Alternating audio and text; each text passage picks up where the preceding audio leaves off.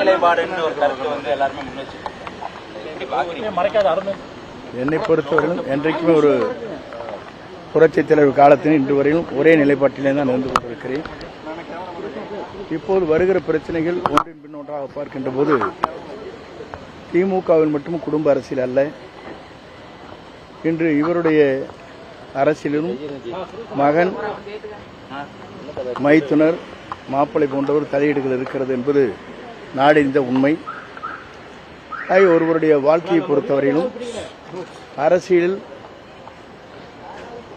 பொறுத்தவரையிலும் பல்வேறு கருத்துக்கள் பரிமாணம் கூட இந்த இயக்கத்திற்காக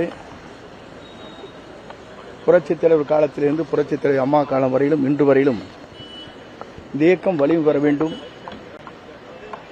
இந்த இயக்கம் நாளை வெற்றி பெற வேண்டும் என்ற நோக்கத்தோடு தான் என் பணிகளை நான் மேற்கொண்டு வருகிறேன்.